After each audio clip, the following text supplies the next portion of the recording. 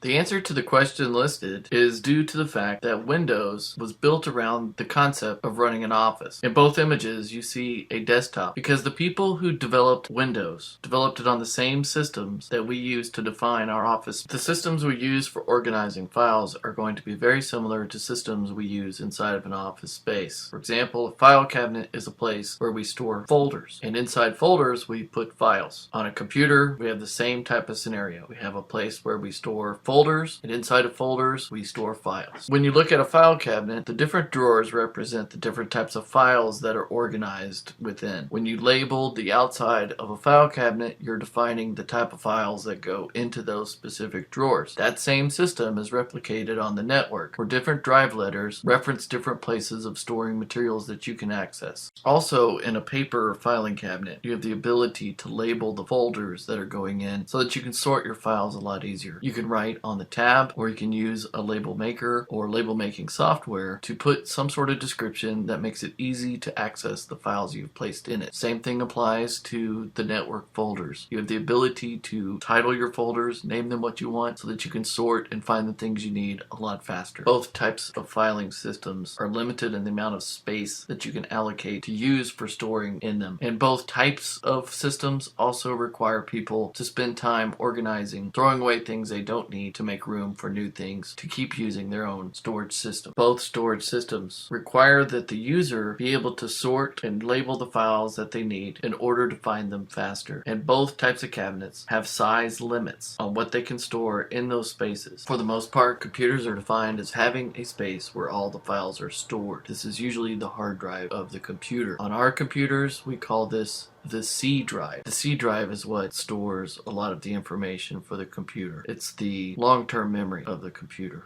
This is where it stores all the software that's running on it. It actually stores Windows, but for each user who logs into the computer, it stores their files, their bookmarks, desktop shortcuts, and a certain file that we call My Documents. Where the network comes in is the ability to replicate or mirror what is taking place in certain parts of the C drive in order for that information to be available on the network. Desktop shortcuts, favorite bookmarks, My Documents folder, these are all stored on the C drive but replicated on a drive called the Z drive. So when you are logging into the network, those steps that are taking place behind the scene are connecting your C drive to your Z drive. And then when you are logging out, the system is then checking the Z drive with the C drive and updating any changes that have occurred during the time to make sure that that mirror is intact.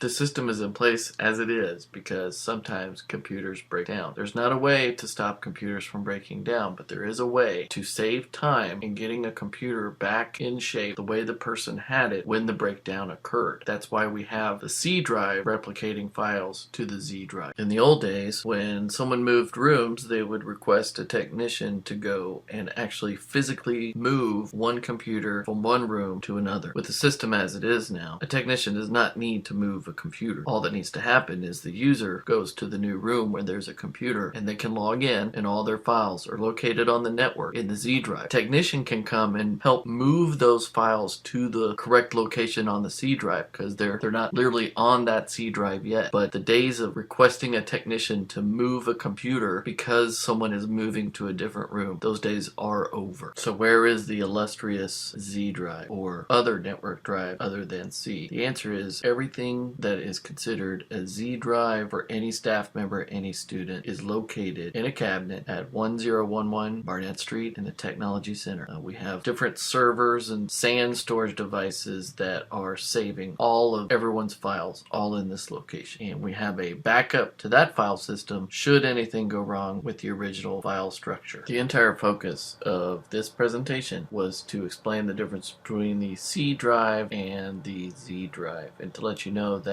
your files, while we do have good space, they are sharing that space with everyone who logs into the network. And that means that our network filing cabinet is nearly full. So now it's time for you to help us.